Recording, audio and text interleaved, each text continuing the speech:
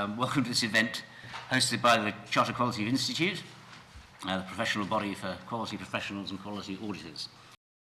Quality has many definitions, and on the basis of simplicity, the one I refer to or prefer refers to the systems, processes and practices an organisation uses in producing what its customers want.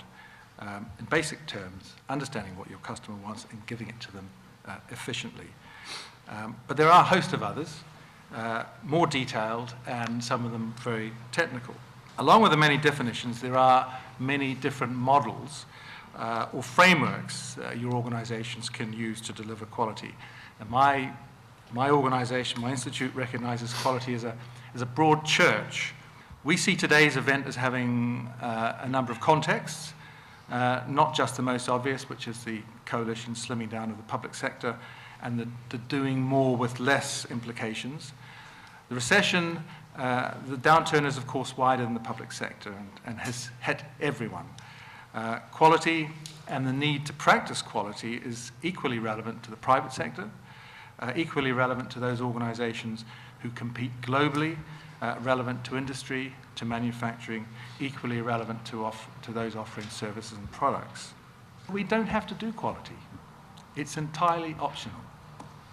And when times are good and the economy is growing fast, then doing quality may be seen as too hard, too difficult. We are, I think, just beginning to realize that we are in a crisis. The last 6 months has been something of a phony war.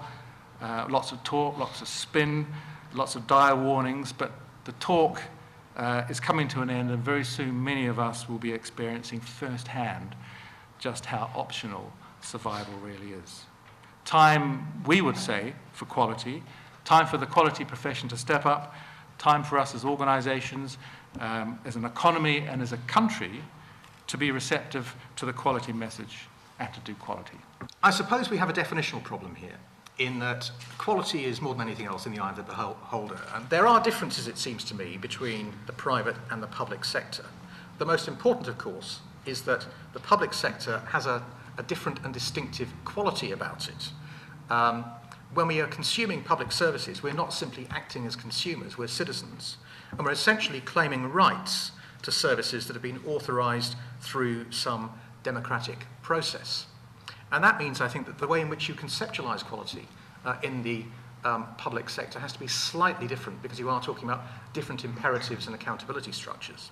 What's really important here, as much as anything else, is the nature of the organisational culture. Whether you are creating incentives internally to get close to customers and citizens, whether you have an engaged and motivated workforce that sees the incremental improvement of quality as a core part of its day-to-day work, whether you have managers who are able to create a culture where employees believe they can make those contributions. But it seems to me that if we want to make progress as a country, if we want to make our way through this crisis, then we have to think about shifting from command and control organisational cultures to things that are much more open and allow individual employees and indeed groups of workers to influence what's happening in the workplace, as well as simply saying, let managers decide and it's all going to be fine. I suppose our mission, or the mission of the team that I work in, is to create the environment that businesses can prosper within public service markets. We don't think that that is possible unless they're delivering quality. We need to prioritise the user experience and see public services very much through their eyes. You have to have the right motivation and the right incentive amongst providers, people who are delivering public services, to make it happen. The CSR that we all saw last month has provided a burning platform for the quality agenda, or at least it should do, within public services. There is a risk, however, there is a risk that public services respond to the CSR by salami slicing cuts, or that we regard, or that we now see the role of public services as to deliver the bare minimum, or the sort of lowest acceptable standard of service.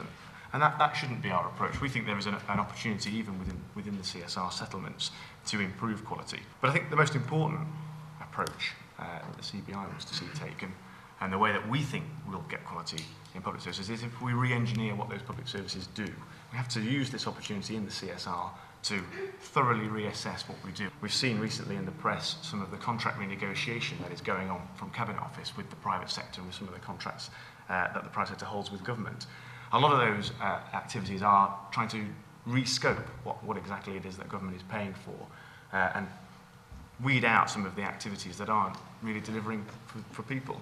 We've also got things like the Welfare to Work programme, the Work programme and the Universal Credit, which again is taking quite a new approach to the way that we deliver those kind of services. And there's similar activities happening in the Ministry of Justice with reoffending, where we're once again assessing what we actually want our criminal justice system to do. So we hope very much that over the next 5 years, that is the way that departments will approach this challenge, and that's the way that we can use choice and competition to improve the quality of public services.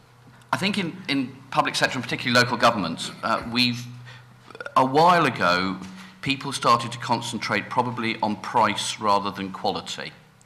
And in the years of CCT, we looked at what the bottom line was for everything. But I think things are probably changing now, so that we're probably less ideological now about how we operate. People are really just interested in getting decent outcomes from wherever they come from. And that's been quite a useful thing. I think everybody knows that there's huge pressures in local government, particularly because of the budget settlement. The Prime Minister was very kind to say that local government was by far the most efficient part of the public service, which is maybe why we got such large cuts, that they decided that we could cope with it. I think we probably do efficiency reasonably well. I think we're probably pretty outcome driven, because if we're not, we lose our seats.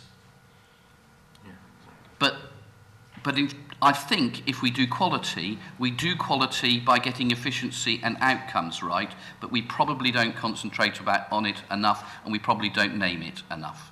The evidence is that competition does tend to work. An important point, and it relates to some of the things that Gerald was saying about price, is that it appears to work to drive up quality in a world where prices are fixed. That is to say, where hospitals are competing not on price, but are competing on quality. I mean, that's, if you think about it intuitively, that makes sense. If they can't compete on price, they will compete on quality. If you do get competition on price, you often get reductions in quality, and that relates to some of the things that Gerald was making. Which actually, there might be a broader lesson there, that actually, if you're going to have competition within public services, where the assessment of quality by users, and this is a point that David made, the assessment of quality by users is difficult. It might be better not to have competition on price, but to have competition on quality. The role of choice and quality, choice and competition. It is worth noting that, although I think choice is important in driving competition, it's a major factor, it isn't necessarily the only factor that can drive competition. One of my colleagues at LSE, Gwyn Bevan, is very keen on what he calls reputational competition, which is where hospitals, schools, and so on compete by virtue of their position on the league tables, or by virtue of having star ratings applied to them, or whatever. In other words, they don't worry quite so much about what their customers think, or what their pupils, or their parents, or their patients think. What they worry about is being at the bottom of a league table, and that actually can, in his argument, drive competitive pressure to lever up quality as effectively as can choice or other forms of incentive.